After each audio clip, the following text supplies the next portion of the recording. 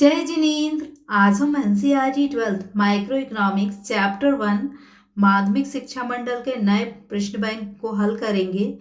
जैसा कि आपको पता होगा कि अब ब्लूप्रिंट चेंज हो गया है और नए प्रश्न बैंक में पुराने प्रश्न बैंक की तरह multiple choice question, fill in the blanks, true and false, one line fact और सही जोड़ी नहीं आएंगी।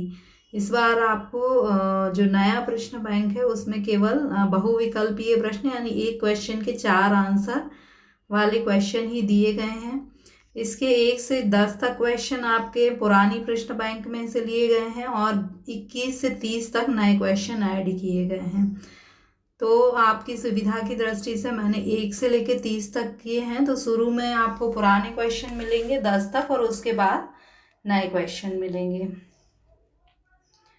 निम्न में से किस अर्थव्यवस्था में सामाजिक हित एवं कल्याण को महत्व दिया जाता है? तो जो समाजवादी अर्थव्यवस्था होती है उसमें क्या होता है कि एक केंद्रीय प्राधिकरण या सरकार जो है वो सभी निर्णय लेती है और जो वो निर्णय लेती है सभी लोगों के लिए वो वेलफेयर यानी कल्याण की दृष्टि से कि सभी लोगों का कल्याण हो, इस दृष्टि से निर्णय लिए जाते हैं। तो किस अर्थव्यवस्था में सामाजिक हित और कल्याण को महत्व दिया जाता है? समाजवादी। ये पुराने क्वेश्चन है 1 से 10 तक। 21 के बाद आपको नए क्वेश्चन मिलेंगे। प्रोफेसर सैम्यूल्सन ने निम्न में से किस समस्या को अर्थव्यवस्था की बुनियादी समस्या माना? तो क्या उत्पादन किया जाए, कैसे उत्पादन किया जाए और किसके लिए उत्पादन किया जाए, ये 3 जो हैं अर्थव्यवस्था की केंद्रीय समस्याएं हैं। और ये प्रोफेसर जो सैम्यूल्सन थे उन्होंने इन्हें अर्थव्यवस्था की बुनियादी समस्या माना। तो इसका सही आंसर है 4। नेक्स्ट क्वेश्चन नंबर 3 है, उत्पादन संभावना वक्र की मान्यता है। उत्पादन संभावना वक्र की मान्यता है कि उत्पादन के जो साधन हैं वो पहला है पूर्ण रोजगार की स्थिति में है, यानी जितने भी संसाधन हैं उत्पादन के वे सभी पूर्ण रोजगार की स्थिति में, सभी को रोजगार प्राप्त है। एक दूसरे के बदले संसाधनों का प्रयोग किया जा सकता है, यानी यदि हमारे पास भूमि कम है तो हम पूंजी का अधिक प्रयोग करके उत्पादन को बढ़ा सकते हैं। और जितने भी संसाधन हैं उत्पादन के, जितने भी साधन है वे समान रूप से कुशल हैं। ऐसा नहीं कि एक श्रमिक ज़्यादा कुशल है और दूसरा श्रमिक कम कुशल है, सभी समान रूप से कुशल हैं। तो उत्पादन संभावना वक्र की क्या मान्यता है? पहली मान्यता है कि पूर्ण रोजगार की स्थिति होना चाहिए। दूसरा, साधनों का हस्तांतरण होना चाहिए, भूमि की जगह पूंजी और पूंजी की तरह भूमि का प्रयोग हम कर सकते हैं। साधनों का पूर्ण कुशलता से प्रयोग होना चाहिए, यानी सभी श्रमिक समान रूप से कुशल हों, यानी इसका आंसर हो जाएगा उपर्युक्त सभी। क्वेश्चन नंबर 4, क्या उत्पादन संभावना वक्र का अपवाद है? तो जैसा हमने ऊपर देखा था कि इसकी मान्यता थी पूर्ण रोजगार की स्थिति, तो अपवाद क्या होगा? पूर्ण रोजगार की स्थिति नहीं। चूंकि इसमें नहीं वर्ड जोड़ दिया तो ये इसका क्या हो जाएगा? अपवाद हो जाएगा। निम्न में से क्या सकारात्मक अर्थव्यवस्था का उदाहरण है? इस क्वेश्चन में थोड़ा सा मिस्टेक है, लेकिन फिर भी हम सकारात्मक अर्थव्यवस्था के कॉन्सेप्ट को क्लियर करते हैं कि इसका आंसर हो क्या सकता है। सकारात्मक अर्थव्यवस्था आपको ये बताती है, 2 प्रकार की अर्थव्यवस्थाएं होती हैं। एक तो ये है सकारात्मक अर्थव्यवस्था और दूसरी होती है आदर्शक अर्थव्यवस्था। सकारात्मक अर्थव्यवस्था जैसे डॉक्टर जो है वो मरीज से पूछता है कि भाई रोग क्या है, उसके क्या कारण है, विश्लेषण करता है। और आदर्शक अर्थशास्त्र यानी उसके रोग का ट्रीटमेंट कर उपचार कर दिया जाता है। यानी सकारात्मक अर्थव्यवस्था कारणों का, जो भी समस्या हो उसके कारण का विश्लेषण करती है और आदर्शक अर्थव्यवस्था समाधान प्रस्तुत करती है। और सकारात्मक अर्थव्यवस्था वस्तु क्या है इसका विश्लेषण करती है, और जबकि आदर्शक अर्थव्यवस्था वस्तु कैसी होना चाहिए इसका विश्लेषण करती है। तो हमें याद रखना है ये कारण, ये समाधान, सकारात्मक क्या और आदर्शक क्या होना चाहिए। अब हम देखते हैं कि जो 4 ऑप्शन दिए हैं इनका हम एनालिटिकल देखते हैं इन्हें। पहला है कीमत वृद्धि नियंत्रण। यदि कीमत वृद्धि का कारण हो तो वो सकारात्मक अर्थव्यवस्था का उदाहरण होगा, और इसे कैसे ठीक किया जा सकता है, उसका उपाय किसका होगा, आदर्शक अर्थव्यवस्था का उदाहरण होगा। किसी अर्थव्यवस्था में आय की असमानता, ये इनकम्प्लीट लिखा है, तो आय की असमानता के जो कारण हैं वो सकारात्मक अर्थव्यवस्था में आएंगे, और आय की असमानता को दूर करने के उपाय आदर्शक अर्थव्यवस्था में आएंगे। भारत में अति जनसंख्या के कारण सकारात्मक अर्थव्यवस्था में होंगे, और अति जनसंख्या के रोकने के उपाय आदर्शक अर्थव्यवस्था। आय की असमानता, आय के असमान वितरण में कमी के लिए हम क्या उपाय कर सकते हैं, ये आदर्शक अर्थव्यवस्था का, और आय की असमानता के कारण जो होंगे वो सकारात्मक। तो ये इसमें चूंकि इनकम्प्लीट सेंटेंस भी है तो हम इसमें कोई भी आंसर एक टिक नहीं लगाते, लेकिन आपको कॉन्सेप्ट क्लियर होना चाहिए कि सकारात्मक क्या है और आदर्शक अर्थव्यवस्था क्या है। एक अर्थव्यवस्था में उत्पादन संभावना वक्र संचालित होता है साधनों के अनुकूलतम प्रयोग से। यानी जो उत्पादन संभावना वक्र है, इसके किसी भी बिंदु पर जो उत्पादन के जो साधन होते हैं, जैसे ये भूमि है और ये कैपिटल है, तो भूमि और पूंजी का अनुकूलतम उपयोग इन बिंदुओं पर होगा। तो आपको क्या याद रखना है, अनुकूलतम। उत्पादन संभावना वक्र संचालित होता है साधनों के अनुकूलतम उपयोग से। क्वेश्चन नंबर 7 है, निम्नलिखित में से क्या उत्पादन संभावना वक्र के चलन को अग्रेषित नहीं करता। चलन यानी जैसे मान लीजिए कि ये उत्पादन संभावना वक्र है और तकनीकी उन्नयन हो जाता है, तो उत्पादन संभावना वक्र जो है राइट हैंड साइड शिफ्ट हो जाएगा। तो नहीं, ये नहीं है, ये सही है, चलन को अग्रेषित करता है। यदि नए तेल भंडारों का पता चल जाए तो उत्पादन संभावना वक्र राइट हैंड साइड शिफ्ट हो जाएगा। यदि साधनों का विनाश हो जाए, जो भी उत्पादन के साधन हैं उनका विनाश हो जाए, तो उत्पादन संभावना वक्र लेफ्ट हैंड साइड शिफ्ट हो जाएगा। लेकिन बृहद बेरोजगारी जो है उसके कारण उत्पादन संभावना वक्र का चलन नहीं होगा। तो इसका सही आंसर क्या है, 3। उत्पादन संभावना वक्र का आकार होता है, जो उत्पादन संभावना वक्र का आकार होता है ये मूल बिंदु है और ये इससे नतोदर होता है। अगर ऊपर की तरफ होता है तो हम उसे ऊर्ध्वोदर बोलते हैं, और नीचे की तरफ है तो नतोदर होता है। नेक्स्ट क्वेश्चन है आपका, सूक्ष्म अर्थशास्त्र का अर्थ है। सूक्ष्म अर्थशास्त्र जो है व्यष्टि आर्थिक इकाइयों का अध्ययन करती हैं। यदि ये पूरी अर्थव्यवस्था मान लें तो इसकी विशिष्ट इकाइयों का अध्ययन किस में किया जाएगा, सूक्ष्म अर्थशास्त्र में। तो ये हो गया आपका क्वेश्चन कि सूक्ष्म अर्थशास्त्र का अर्थ है विशिष्ट आर्थिक इकाइयों का अध्ययन। अगला है, उस केंद्रीय समस्या की पहचान कीजिए जो उत्पादित की जाने वाली वस्तुओं की मात्रा से संबंधित है। तो यहाँ आपसे पूछा है कि उत्पादन की मात्रा से कौन सी केंद्रीय समस्या संबंधित है, तो क्या उत्पादन किया जाए। इसके अंतर्गत हम 2 चीज़ों का अध्ययन करते हैं कि क्या उत्पादन किया जाए और कितनी मात्रा में उत्पादन किया जाए। तो मात्रा आपसे क्वेश्चन में पूछा है, तो मात्रा किससे संबंधित होगा, क्या उत्पादन किया जाए, क्योंकि जब हम उत्पादन करेंगे तभी तो ये सोचेंगे कि कितनी मात्रा में उत्पादन किया जाए। समष्टि अर्थशास्त्र का संबंध है, समष्टि अर्थशास्त्र का संबंध है सामूहिक मात्राओं से। सामूहिक मात्रा का अर्थ होता है कि ये अर्थव्यवस्था है और इसकी सभी इकाइयों का हम एक साथ अध्ययन किस में करेंगे, समष्टि। व्यष्टि में केवल छोटी इकाइयों का, हम समष्टि की बात कर रहे हैं तो संपूर्ण अर्थव्यवस्था की सभी इकाइयों का सामूहिक रूप से अध्ययन करेंगे। तो ये इसका राइट आंसर है। फिर है, अर्थशास्त्र शब्द सबसे ज़्यादा संबंधित है। तो अर्थशास्त्र जो शब्द है वो सबसे ज़्यादा जो संबंधित है वो सीमितता से संबंधित है। अब ये सीमितता से क्यों संबंधित है? क्योंकि हमारी जो आवश्यकताएं होती हैं वो अनंत होती हैं और उसकी संतुष्टि के जो साधन होते हैं, भूमि, पूंजी, श्रम, संगठन, साहस, वो सीमित होते हैं। जैसे आपकी बहुत सारी आवश्यकताएं, आपको कार चाहिए, जूते चाहिए, साइकिल चाहिए, बहुत सारी चीज़ें चाहिए, लेकिन उसकी संतुष्टि के साधन यानी पैसा आपके पास सीमित है। तो अर्थशास्त्र जो है वो किससे संबंधित है? सीमितता से संबंधित है, निकटतम रूप से। अर्थव्यवस्था के क्षेत्र होते हैं। अर्थव्यवस्था के 3 क्षेत्र होते हैं। पहला क्षेत्र होता है प्राथमिक, जिसमें कृषि और प्रकृति पर निर्भर खनन, पशुपालन आदि आते हैं।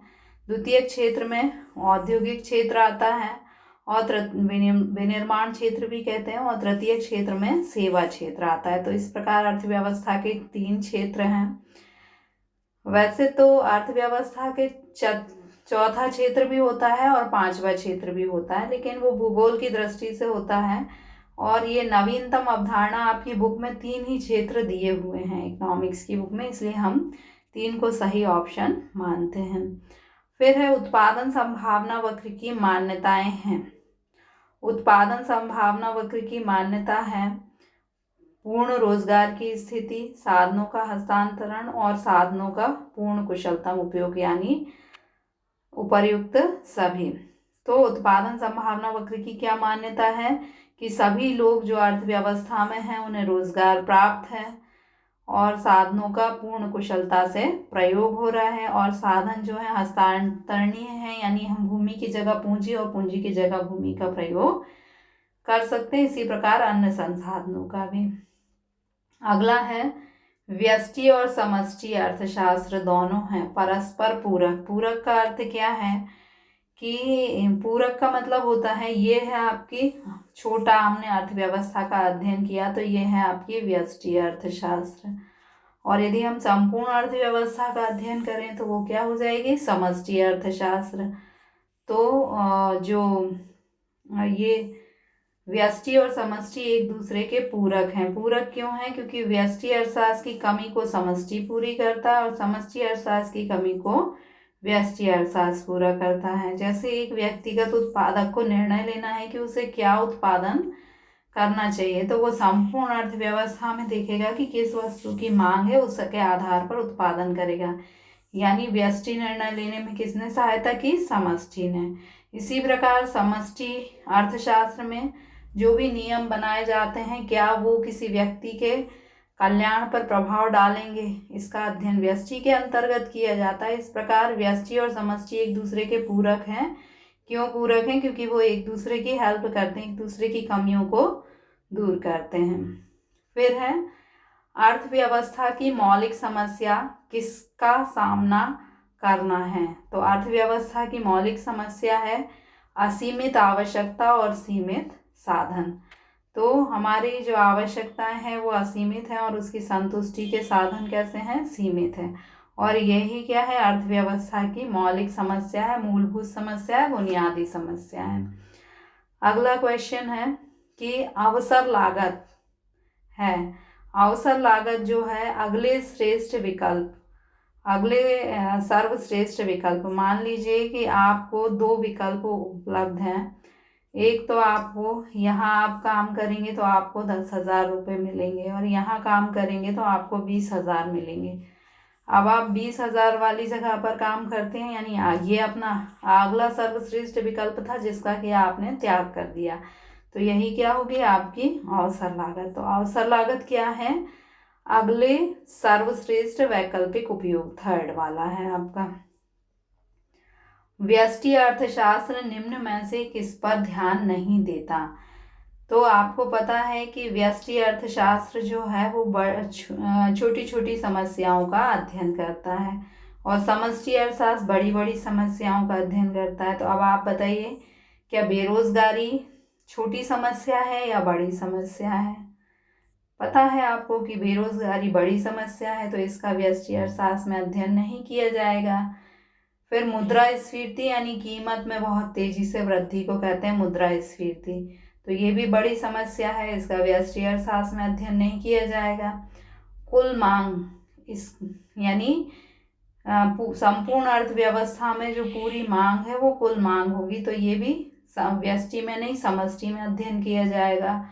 जूट उद्योग, देखिए जैसे जूट की कई फर्में हैं जूट उत्पादन करने वाली, और ये जो फर्में हैं इन सबको हम मिला दें तो हम क्या नाम दे सकते हैं, उद्योग।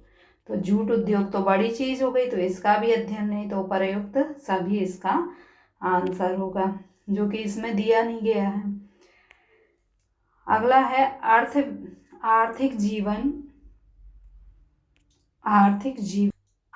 जीवन के साधारण व्यवसाय।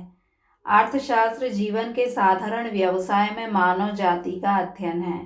ये जो है मार्शल का कथन है, आप केवल इतने से याद रख लेना, मानव जाति का अध्ययन मार्शल, माँ से मार्शल और माँ से मानव जाति का अध्ययन, तो आप कंफ्यूज नहीं होंगे कि ये किसकी परिभाषा है।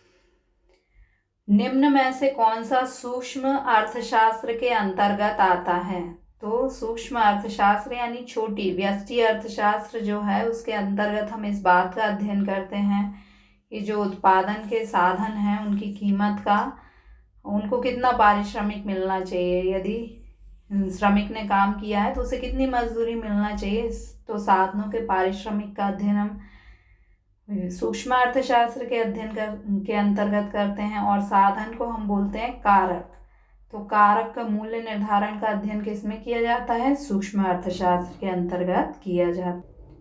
रॉबिन्स के अनुसार साधन कैसे हैं, देखिए रॉबिन्स की यदि हम हिंदी में परिभाषा देखें तो साधन जो है सीमित हैं, तो सीधे सीमित और वैकल्पिक प्रयोग वाले साधन शब्द का रॉबिन्स ने हिंदी में यदि हम देखें तो सीमित इसका सही आंसर हो जाएगा। लेकिन सीमित के लिए इंग्लिश में जो है रॉबिन्स की परिभाषा में स्केर्सिटी वर्ड का यूज़ किया है, जिसका अर्थ होता है दुर्लभ। तो सीमित और दुर्लभ यानी इसका आंसर 1 और 2 दोनों होना चाहिए। यदि आपको क्वेश्चन में सीमित अकेला आए तो ये सही होगा, और दुर्लभ अकेला आए तो ये सही होगा, और अभी दोनों दिए हैं तो दोनों सही हैं। अगला है निम्न में से कौन सा अर्थशास्त्र का विभाग नहीं है, तो अर्थशास्त्र के जो 5 विभाग होते हैं, पहला होता है कि उत्पादन, दूसरा है उपभोग, विनिमय, वितरण, और लास्ट है राजस्व। तो ये अर्थव्यवस्था के 5 विभाग है, बजट अर्थव्यवस्था का विभाग नहीं है, तो इसका आंसर होगा बजट। फिर है अर्थशास्त्र में अवसर लागत का दूसरा नाम क्या है, तो अवसर लागत जो है, यदि आपके पास 2 विकल्प हैं कि दोनों विकल्प हैं, एक जगह आपको 10,000 सैलरी मिलती है और दूसरी जगह 5,000 सैलरी मिलती है, यहाँ आप काम करते हैं या नहीं करते, तो जिस विकल्प का आपने त्याग किया वह अवसर लागत होगी, इसी को हम क्या कह सकते हैं, आर्थिक लागत। तो सही आंसर क्या है, आर्थिक लागत। अगला क्वेश्चन है कि सर्वप्रथम सूक्ष्म शब्द का प्रयोग किसने किया, रैगनर फ्रिश ने जो है सूक्ष्म शब्द का प्रयोग किया। फ्रिश को हम फिश से एसोसिएट करते हैं कि फिश छोटी छोटी भी होती हैं और सूक्ष्म का मतलब भी छोटा होता है, तो इस तरह आप थोड़ी सी स्टोरी से याद रख सकते हैं। रैगनर फ्रिश और सूक्ष्म शब्द का प्रयोग किसने किया। समष्टि अर्थशास्त्र का अन्य नाम क्या है, तो समष्टि अर्थशास्त्र जो है वो सारी व्यक्तिगत इकाइयों का योग करके इकट्ठा अध्ययन करती है, तो इसका अन्य नाम क्या होगा, योग करती है, तो इसका नाम है योगात्मक अर्थशास्त्र। अगला है व्यष्टि अर्थशास्त्र का दोष है, तो व्यष्टि अर्थशास्त्र का दोष है उपर्युक्त सभी, यानी व्यष्टि अर्थशास्त्र पहला तो संपूर्ण अर्थव्यवस्था का अध्ययन नहीं करती, समूह पर लागू नहीं होता, पूरे समूह पर इसकी कोई भी नियम लागू नहीं होते, और इसमें अवास्तविक मान्यताएं हैं। अवास्तविक मान्यता यानी ये मान के चलता है कि अर्थव्यवस्था में सभी लोग जो हैं उन्हें रोजगार मिलेगा, ऐसा कभी नहीं हो सकता। ऐसी कई अवास्तविक मान्यताएं हैं, इसलिए इसका सही आंसर है उपर्युक्त सभी। एक उत्पादन संभावना तालिका चुनावों की सूची बताती है, यह किसका कथन है, तो ये सैमुअल्सन का कथन है। तो आपको चुनाव की सूची सैम्यूल्सन यानी एक सन है, बच्चा है, उसे चुनाव करना है। तो इस स्टोरी से आप सैम्यूल्सन और चुनाव की सूची वर्ड को याद रख सकते हैं। एंड लास्ट क्वेश्चन है कि अर्थशास्त्र की प्रकृति कैसी है। तो ये आंसर है विज्ञान और कला। कैसे याद रखेंगे? क्योंकि जैसे कि ये मूर्ति है, इसको बनाने के जो नियम है वो विज्ञान में आएंगे, और उन नियमों का हम व्यवहार में प्रयोग करके जब मूर्ति बनाएंगे तो वो कला होगी। तो जो अर्थशास्त्र है वो केवल आपको नियम नहीं बताता, बल्कि अपने दैनिक जीवन में उनका उपयोग करना भी सिखाता है। इसलिए अर्थशास्त्र विज्ञान भी है और कला भी है। जैसे कि आपके पास थोड़े से पैसे हैं और आप उनको विभिन्न वस्तुओं पर कैसे खर्च करें जिससे कि आपको अधिकतम संतुष्टि प्राप्त हो। तो ये केवल नियम नहीं है, इसका आप व्यवहार में प्रयोग करके अधिकतम संतुष्टि भी प्राप्त कर सकते हैं। इसलिए अर्थशास्त्र विज्ञान भी है और कला भी है। Thank you.